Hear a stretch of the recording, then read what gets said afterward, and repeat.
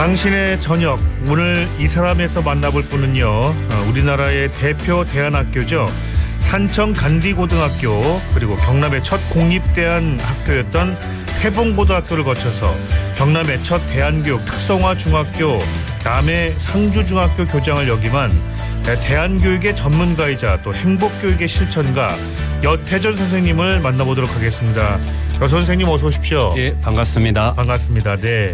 자, 방금 말씀 이제 드렸듯이 그러니까 남해 상주중학교 교장으로 계시다가 지난 2022년에 퇴임을 하셨죠. 네네. 2년 전에. 네. 지금 대학에 계신다고 들었습니다. 어떻게 지내고 계신가요? 예, 저는 중고등학교에서 34년 동안 중고등학교 현장에서 살다가 2022년 3월 퇴직하고 예.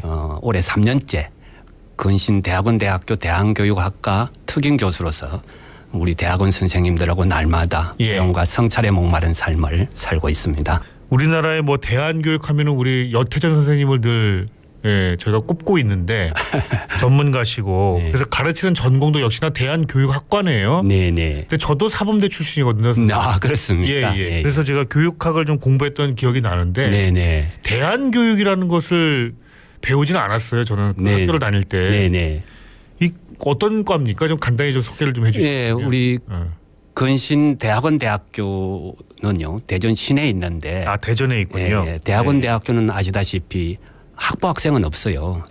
대학원대학교. 석사 박사 과정 학생만 있는데 네. 우리나라에 이런 대학원대학교가 한 45개나 된답니다. 그렇군요. 예.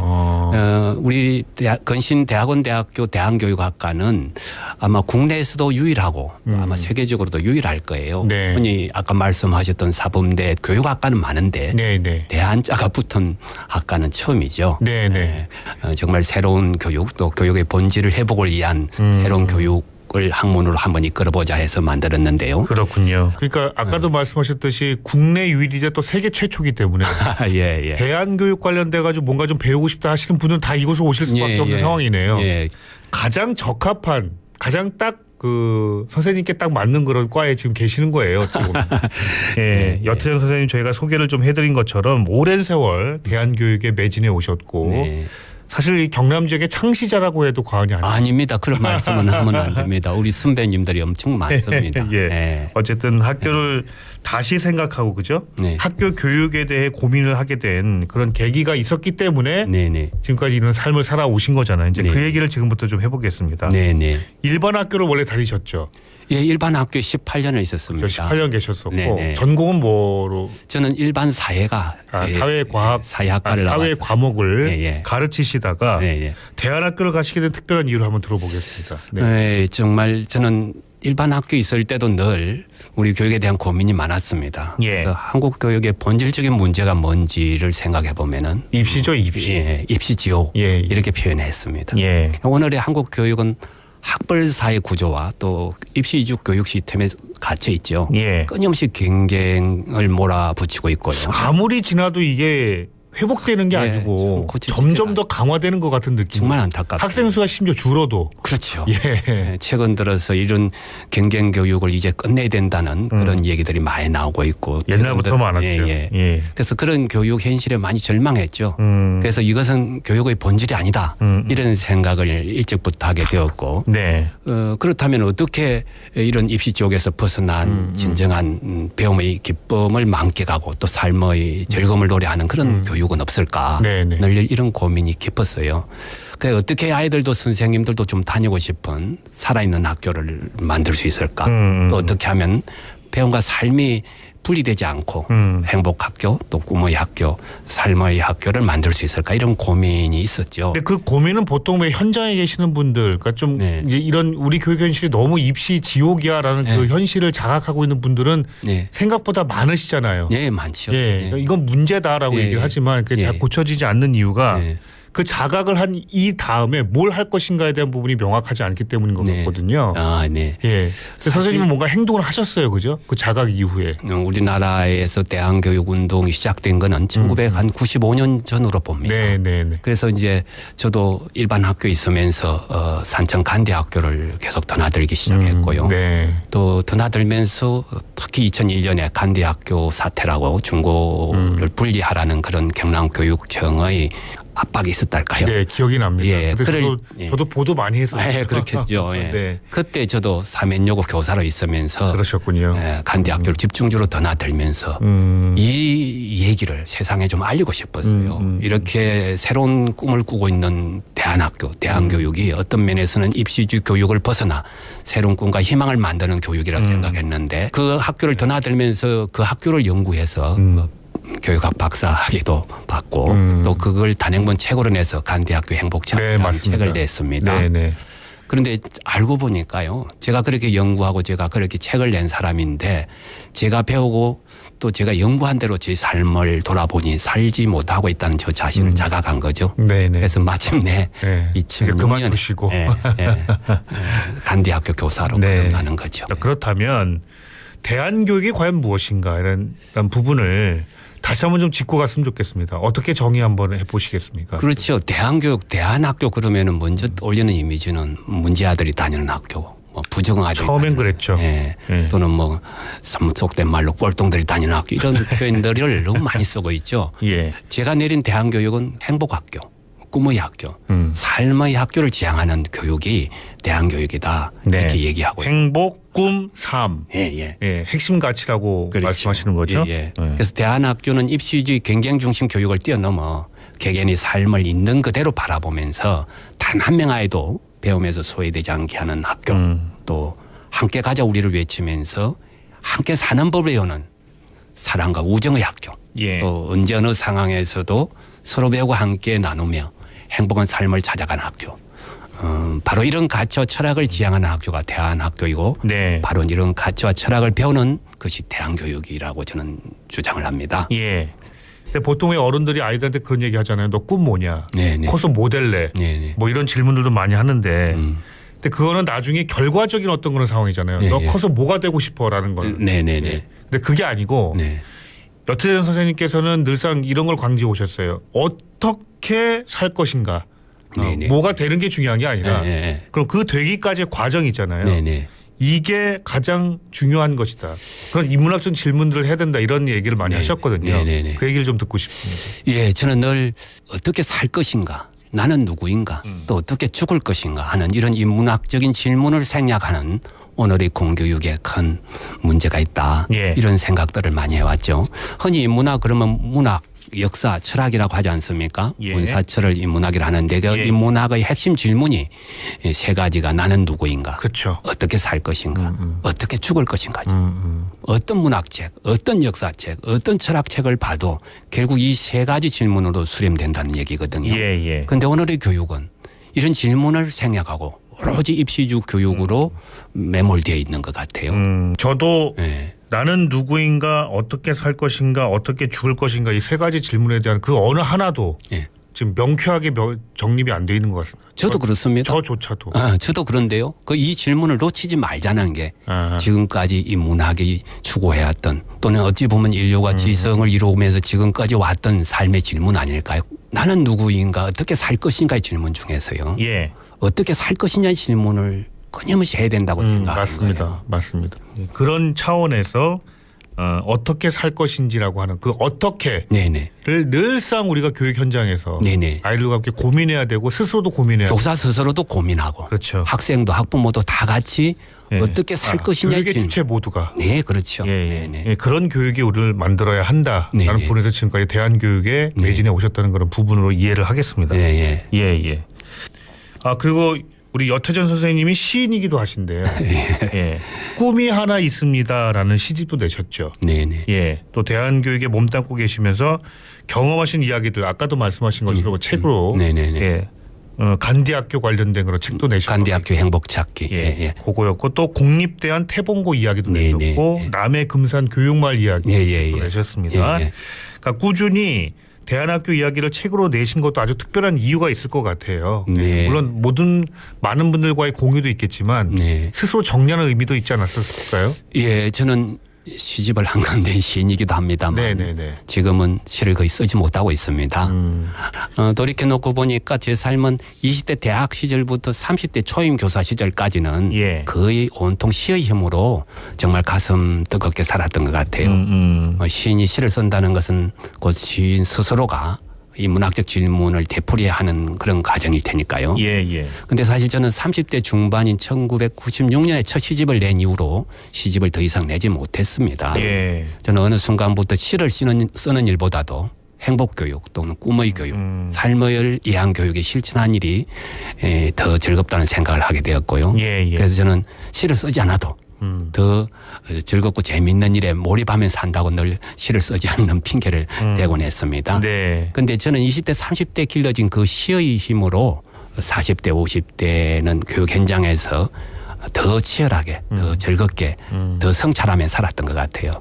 그런 제 삶의 이야기를 시가 아니라 교육 실천 사례 행태로 몇 권의 책을 낸 거죠. 아까 말씀드렸듯이 간대학교 행복찾기, 또 공립대한 태봉고 이야기, 남해 금산 교육말 이야기. 제가 대한교육 현장에서 함께 살면서 아까 말했던 그런 질문들을 던지면서 교사와 학생과 학부모들이 함께 만들어낸 그런 삶의 이야기를 담은 책이 시집 대신 그렇게 나온 거죠. 알겠습니다. 자, 그러면 창원에 있는 태봉고등학교 있죠.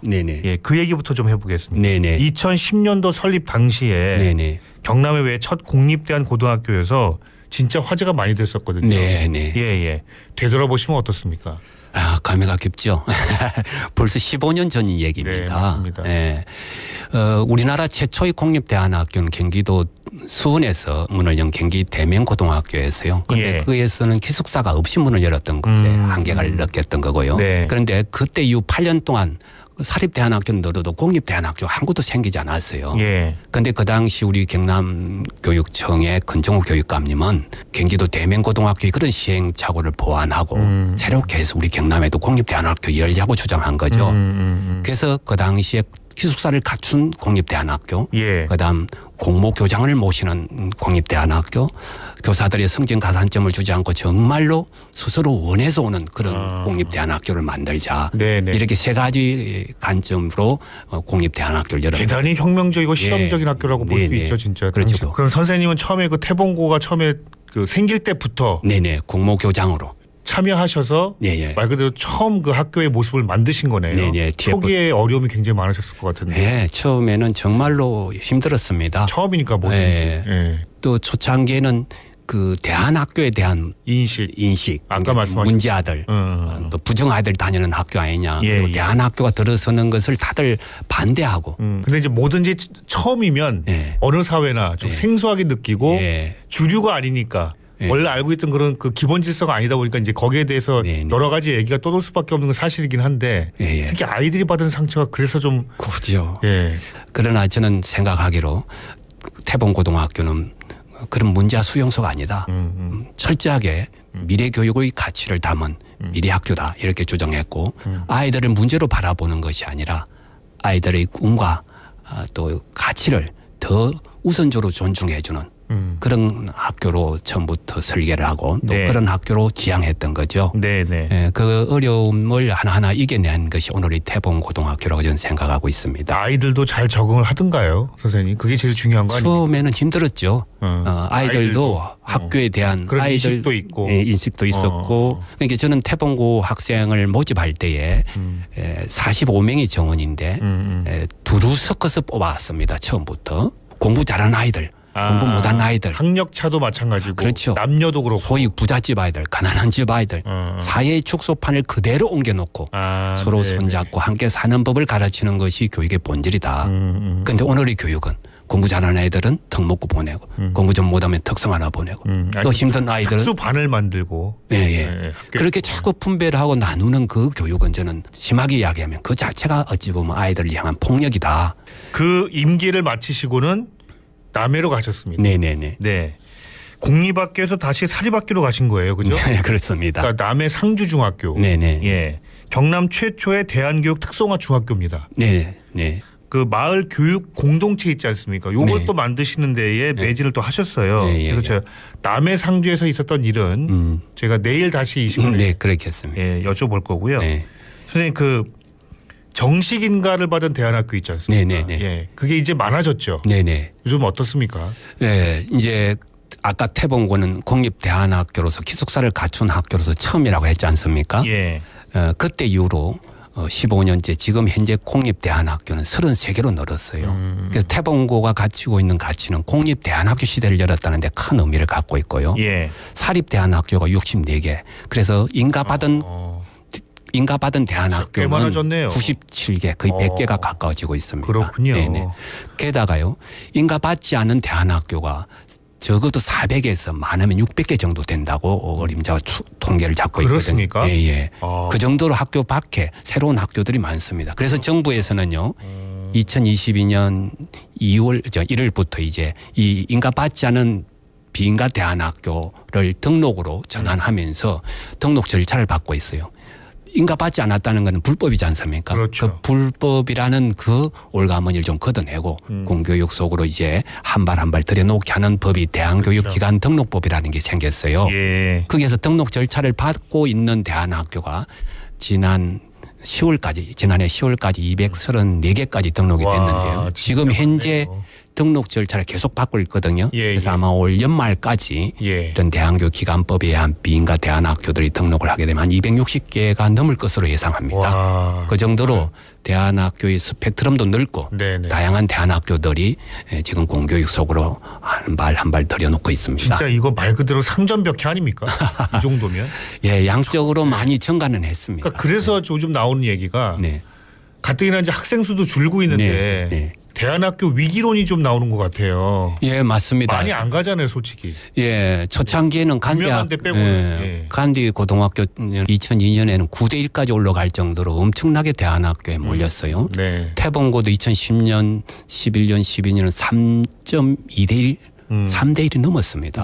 그 정도로 서러우고 싶은 학교였어요. 우리 교육이 이렇게 경쟁으로만 몰아붙일 것이 아니라 정말 삶을 위한 교육으로 꿈의 학교로 행복학교로 가야 된다는 것에 동의한 용기 있는 부모님들이 대안학교로 많이 보냈습니다. 그런 추세가 이어지다가 지금은 이제 대안학교 위기론이 그렇죠. 최근 들어서는 이제 비인가 대안학교라든지 또 실제 또 공립 대안학교에서도 학생 수를 다 채우지 못하는 현상이 벌어지는데요. 저는 크게 두 가지 이유를 봅니다. 첫 번째는 절대 인구 감소입니다. 학령 인구가 절대적으로 줄어들고 있고요. 물리적으로 어쩔 수 없는 부분이고 그거에 따르고 또 하나는 우리가 대안교육은 공교육을 선도하는 역할을 해왔거든요. 핵심학교를 선도하고 공교육을 선도하는 역할을 해오면서 이제 공립학교도 또 공교육 속에 있는 공립할 것 없이 공교육 속에 있는 핵심학교들이 대안학교가 해왔던 그런 교육 프로그램이라든지 교육이 확산된 거군요. 공교육에. 그러다 보니까 굳이 멀리 있는 기숙형 학교를 아이를 보내지 않아도 내 집 앞에 있는 학교를 보낼 수 있다는 그런 혁신학교들도 있으니까. 그렇죠. 저는 이거는 바람직한 현상이라 생각해요. 그러네요. 알겠습니다. 다만 학생 수가 줄어들고 있다는 이것에 머물 것이 아니라 대안교육이 지향하고 또 추구하는 가치들이 공교육 속으로 더 스며들어야 된다. 저는 늘 이렇게 주장합니다. 알겠습니다. 그런 부분이라면 대안학교의 위기론이라기보다는 위기론의 말이 좀 적절하진 않네요. 지금 선생님이 학생 수 단순히 학생 수가 줄어든다고 위기라고 단정 짓기는 좀 어려울 것 같아요. 그러니까 지금이 경쟁 교육이 완화되지 않고 있고 세월이 가도 계속해서 입시 교육은 반복되고 있고 그 속에서 힘든 아이들이 나오고 현실은 바뀌는 것 같지 않은데 지나칠 정도로 경쟁으로 몰아붙이고 있고 입시 교육의 체제를 아직도 고쳐내지 못하고 있고 그러면 아무리 제도를 고쳐놔도 입시 교육이란 그 틀을 벗어나지 못하면 그 이후에 어떤 정책을 내놔도 그 뜻에 갇혀버리는 거죠. 그럼 선생님 그럼 간단하게 오늘의 마지막 질문. 우리 교육 현장의 대안교육이라는 것 필요한 대안교육은 뭡니까? 입시란 욕망은 어떻게 저희가 입시란 욕망. 그 욕망을 완전히 배제한 상태에서 아까 말씀하신 나는 누구인가 어떻게 살 것인가 어떻게 죽을 것인가에 대한 그 부분을 얘기한다는 것 자체가 좀 어렵지 않을까요? 그 욕망을 어떻게 조절하면서 갈 것인가. 참 쉬운 문제는 아니죠. 저부터도 그런 질문에는 늘 저를 성찰하는 질문이기도 하고요. 저부터도 그리 살고 있느냐고 또 물어야 되는 질문이기도 하죠. 돌아가신 김종철 선생님은 우리에게 제일 무서운 바이러스는 탐욕이라는 바이러스다. 끊임없이 함께 사는 가치를 놓아버리고 끊임없이 누군가를 눌러야 하고 끊임없이 앞서야 되고 끊임없이 1등주의로 나가야 되는 이런 탐욕스러운 가치를 내려놓지 않고는 우리가 행복해지기가 어렵겠다는 이런 얘기를 계속 반복적으로 해왔거든요. 그런 의미에서 지금까지 한 30여 년 되는 이 대한교육의 역사에서 이런 또 가치를 묻는 교육은 계속돼 왔고 또 지금은 정말 성공하는 그런 성공 중심의 패러다임에서 행복하는 행복 중심의 패러다임으로 가치를 조금씩 어쨌든 공격이 확산되고 있다는 거. 네네. 그런 측면에서 대한학교는 아직도 더 의미가 있는 확산이 필요하다. 저는 그렇게 주장을 하고 싶은 거죠. 알겠습니다. 자, 오늘 이 사람 대한교육 전문가 여태전 교수님, 건신대학원 대학교 대한교육학과 여태전 교수님과 함께 대한교육 그동안에 어떻게 우리 지역에서 이루어져 왔고 또 그 방향은 무엇이었고 앞으로 어떻게 해야 될 것인가에 대한 얘기를 전반적으로 좀 나눠봤습니다. 내일은 선생님 다시 모시고 선생님의 또 다른 꿈, 인생학교 이야기를 좀 나눠볼까 합니다. 감사합니다. 내일 또 뵙겠습니다. 고맙습니다. 고맙습니다. 당신의 저녁 월요일 순서 여기서 마치겠습니다. 자, 오늘 끝곡은요. 제이슨 무라즈의 럭키 들으면서 마무리하겠습니다. 당신의 저녁 편안하고 행복하십시오. 고맙습니다.